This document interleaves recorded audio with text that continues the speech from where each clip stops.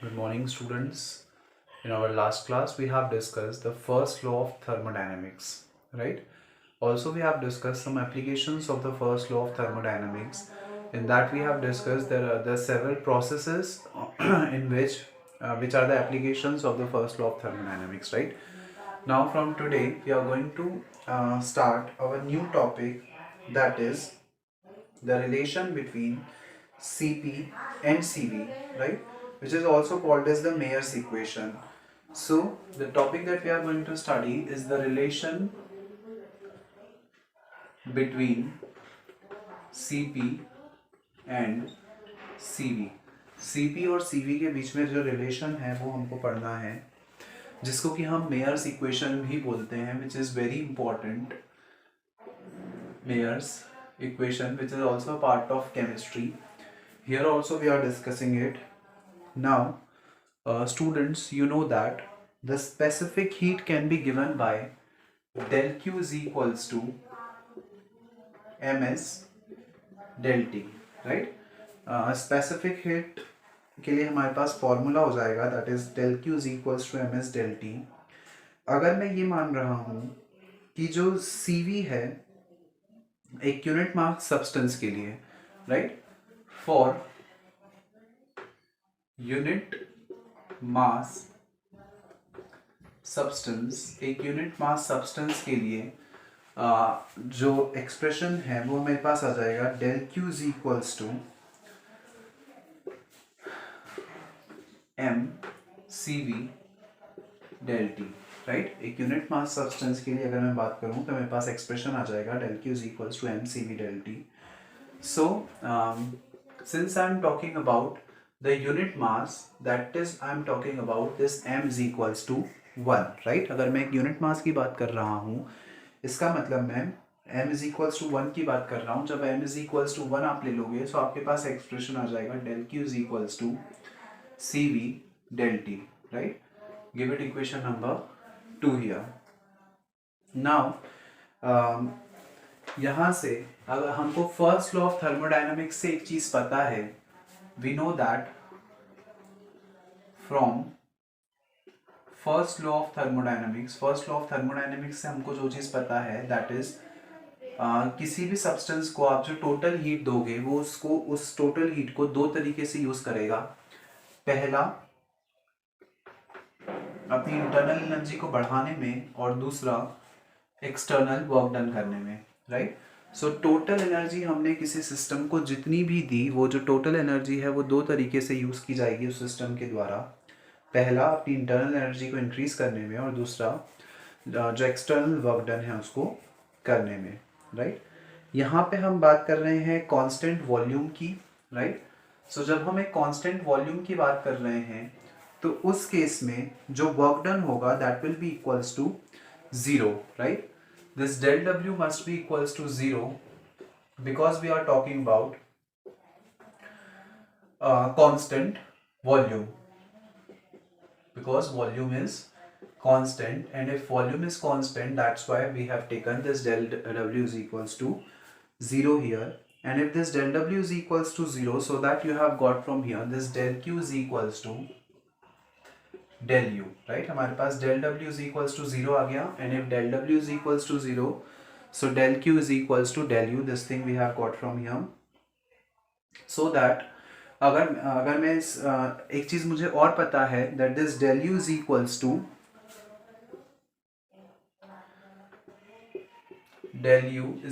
to Cv del T. मैंने यहाँ पे क्या किया, इस del Q की जगह पे del U पुट कर दिया, right. I have just return del U in place of del Q, and I have got del U is equals to Cv del T. जब हम एक कांस्टेंट प्रेशर की बात करेंगे, ये तो तब जब हमने कांस्टेंट वॉल्यूम लिया था. ऑन कांस्टेंट प्रेशर की अगर मैं बात करूं तो उस कांस्टेंट प्रेशर पर फॉर यूनिट मास, एक यूनिट मास के लिए हम बात कर रहे हैं.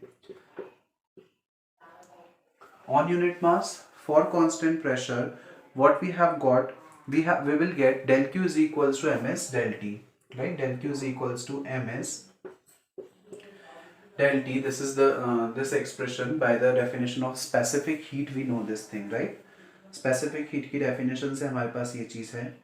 Also also we know that this del Q is equals to Cp del T, right? ये जो del Q है वो Cp del T के भी बराबर होगा. Now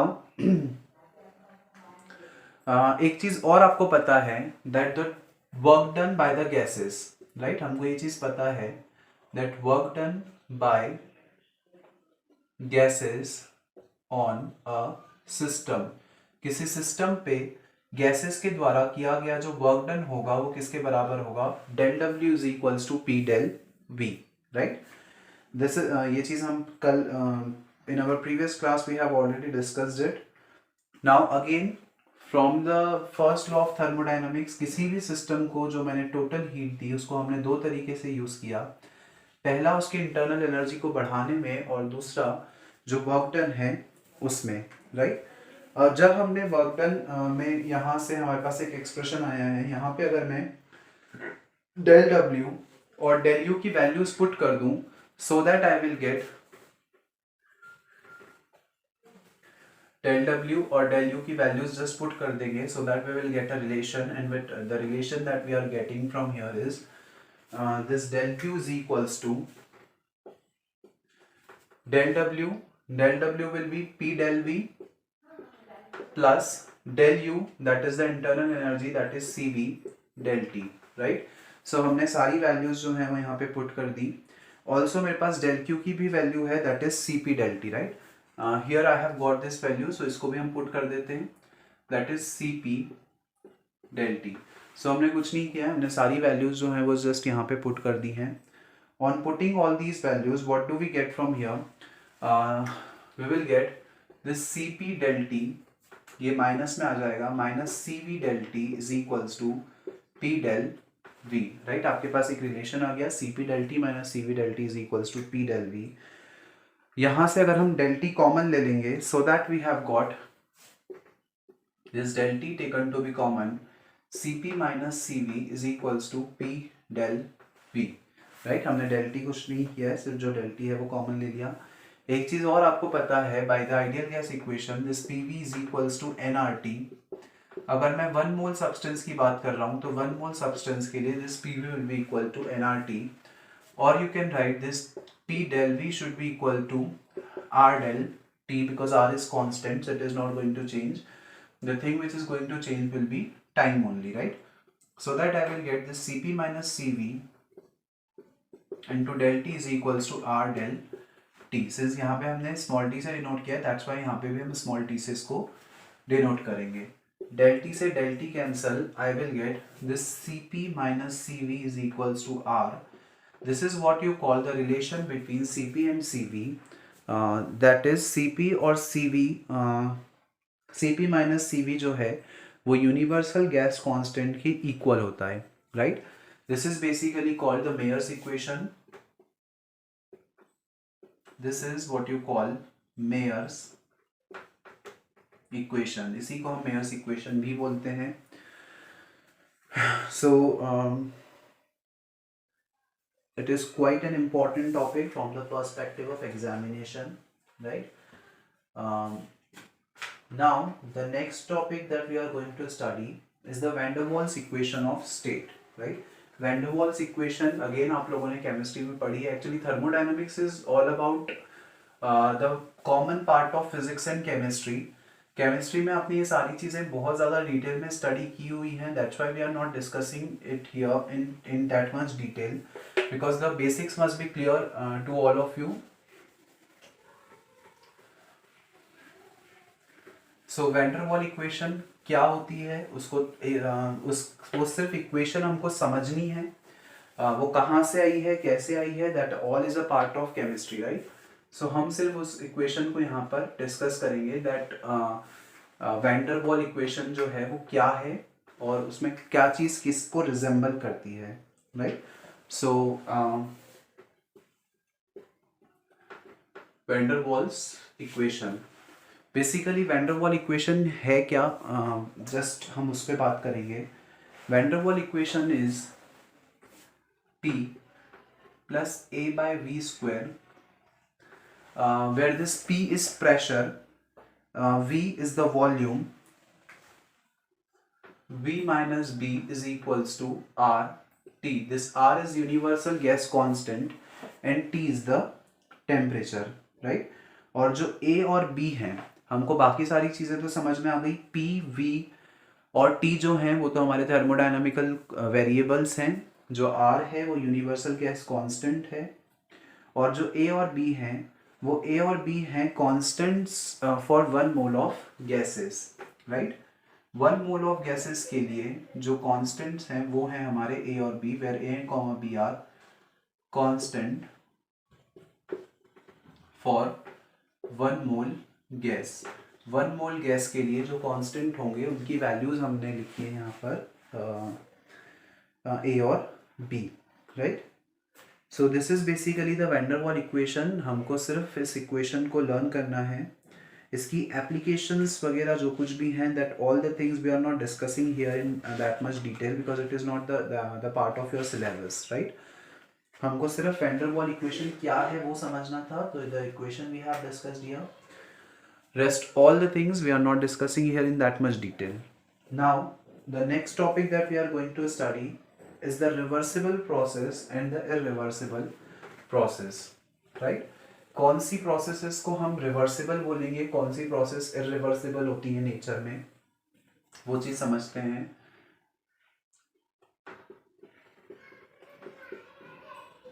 Reversible process and irreversible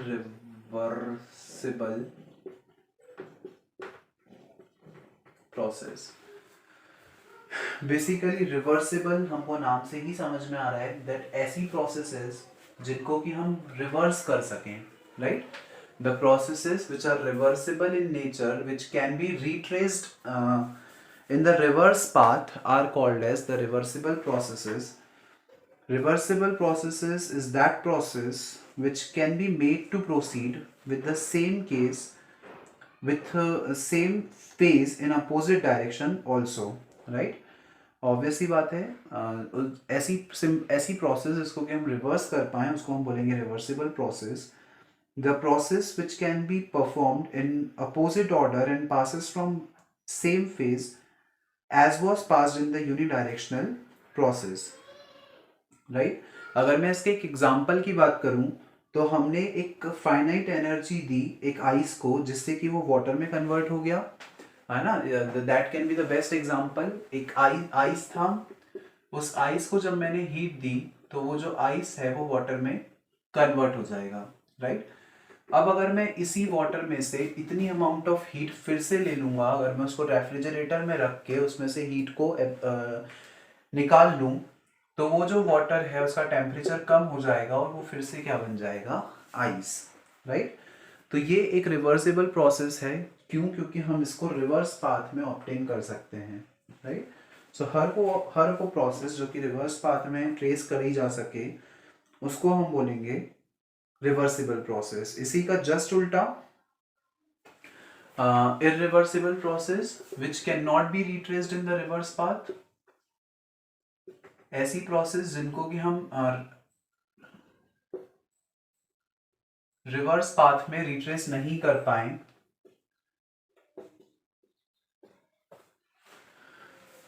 जिनको कि हम रिवर्स पाथ में रिट्रेस नहीं कर पाए, हर उस प्रोसेस को हम बोलेंगे इररिवर्सिबल प्रोसेस. इसका अगर हम एग्जांपल की बात करें तो आयरन का ऑक्सीडेशन, अगर आपने आयरन का ऑक्सीडेशन करवाया तो that is an reversible process, right. Here you will get Fe2O3. The equation is not balanced, but यहाँ पे आयरन और ऑक्सीजन ने रिएक्ट करके Fe2O3 बना दिया. अब ये Fe2O3 डिकम्पोज होकर फिर से आयरन और ऑक्सीजन अलग अलग नहीं कर सकता है, राइट. सो सिंस ये जो रिएक्शन है वो एक रिवर्स प्रोसेस में नहीं कैरी आउट की जा सकती है, that is why it is called the irreversible process, right.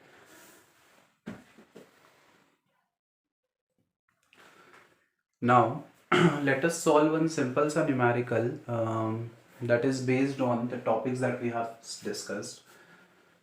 A gas is taken at 80 centimetre pressure, right. हमने जो एक गैस हम कंसिडर कर रहे हैं जिसमें कि जो एटमॉस्फेरिक प्रेशर है वो कितना है, 80 सेंटीमीटर, राइट। और जो वॉल्यूम है वो मैंने सपोज कर दिया 600 ml। सो हमारे पास प्रेशर और वॉल्यूम की वैल्यू आ गई, that is 80 centimetre and 600 ml। और सडनली उसका जो वॉल्यूम है वो जस्ट 1/4 हो जाता है, राइट। 1/4 होने का मतलब क्या, जो V2 है वो इस 600 का 1/4 टाइम्स हो गया। 1/4 टाइम्स होने का मतलब है 4 × 4 5 6 150, राइट। जो बाद वाला वॉल्यूम है वो कितना हो जाता है, V1 का 1/4, that is about 150 ml I have written. So its temperature become 4 times। और ऐसा होने से क्या हुआ कि जो टेम्परेचर है, दैट इज बाद वाला जो टेम्परेचर है वो पहले वाले टेम्परेचर का 4 टाइम्स हो गया, राइट। हमको पहले वाला टेम्परेचर नहीं दिया हुआ है, हमने मान लिया पहले टेम्परेचर कुछ होगा T1, जो T2 है वो उसका 4 टाइम्स हो गया, मतलब T2 is equals to 4 into T1। This thing we have got from here, right? That is T2 is equals to 4T1। Now आपको एक चीज पता है that this P1V1 अपॉन में T1 is equals to P2V2 upon में T2, right. एक relation हमको पता है, P1V1 अपॉन में T1 is equals to P2V2 upon में T2। This relation we have got. यहाँ पे अगर मैं सारी वैल्यूज पुट कर दूं so that I will get, P1 की जगह पे मैंने P1 की वैल्यू पुट कर दी, दैट इज 80। V1 की जगह हमने लिख दिया 600 अपॉन में T1 as it is I have written.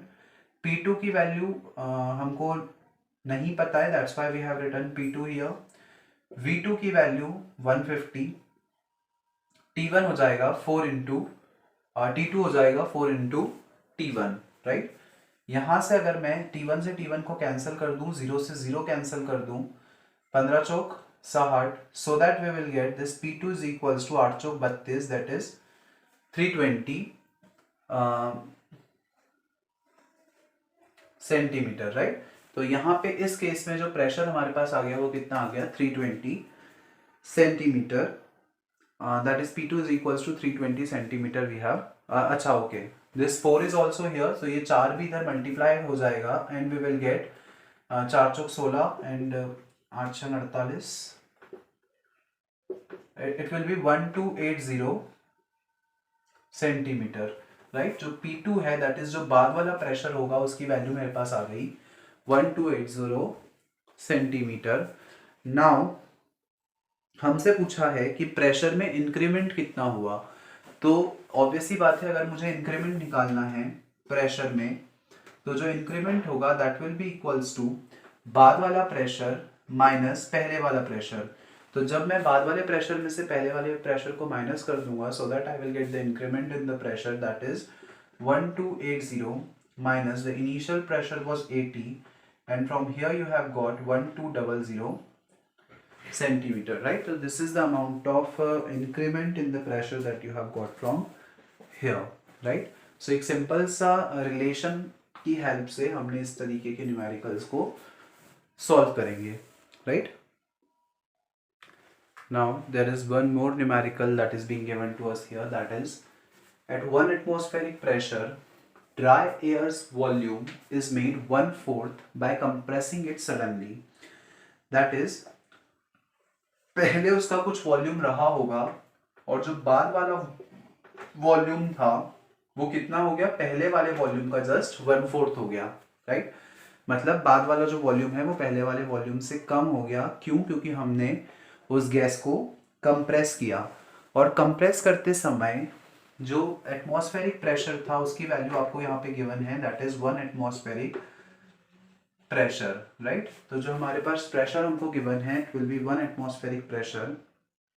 और एक चीज और हमको गिवन है यहाँ पे, that is gamma is equals to 1.5। ये गामा क्या है, ये हमने एडियाबैटिक प्रोसेस के लिए जब डेरिवेशन पढ़ा था तो उसमें वी हैव ऑलरेडी डिस्कस्ड। इस 1.5 को मैं फ्रैक्शन में कन्वर्ट कर लेता हूँ for my convenience. It will B 3/2, right. इस गामा को हम लिख सकते हैं 3/2।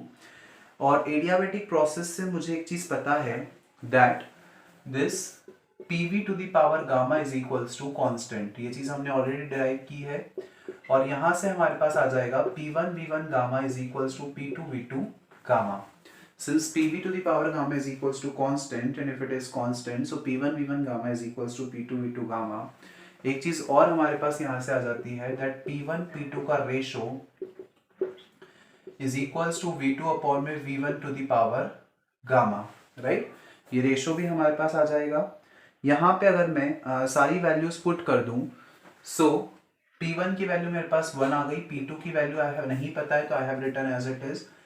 V2 is 1/4 of V1, so I will get 1/4 of V1 upon में V1 I have written as it is, and to the power gamma I have written as it is as well, right? ये V1 से V1 हमने cancel कर दिया, and we have got 1 upon P2 is equals to 1 upon में 4 to the power gamma, right? और इस gamma को हम लिख देंगे पावर 3/2। सो मैंने इसको लिख दिया। अब गामा की वैल्यू भी है हमारे पास, that is 3/2, so I have written it 3/2 here. और अगर मैं इस पूरी इक्वेशन को रेसिप्रोकल कर देता हूं तो मेरे पास हो जाएगा this P2 is equals to 4 to the power 3/2, right. हमारे पास P2 की वैल्यू आ गई, that is 4 to the power 3/2, और 4 to the power 3/2 को मैं लिख सकता हूँ 4 to the power 1 plus 1/2, right. 4 to the power 1 plus 1/2 को हम ऐसा भी लिख सकते हैं that 4 to the power 1 into 4 to the power 1/2, and 4 to the power 1/2 का मतलब हो गया 2, एंड 4 2 वी विल गेट 8। सो हमारे पास प्रेशर P2 दैट इज जो फाइनल प्रेशर है उसकी वैल्यू आ गई 8 एटमॉस्फेरिक प्रेशर, राइट। सो जो बाद वाला प्रेशर होगा उसको कंप्रेस करने के बाद वो कितना हो जाएगा 8 atmospheric pressure. This is the thing that you have got from here, right.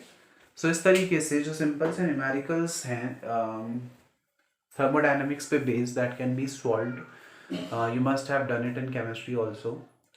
So in our next class we are going to start with our next topic that 2 or 3 topics are quite important, that is the heat engine, the Carnot cycle and the Carnot engine, और principle of refrigeration। ये सारे जो हैं वो important topics हैं, so all these topics we are going to discuss in the next class.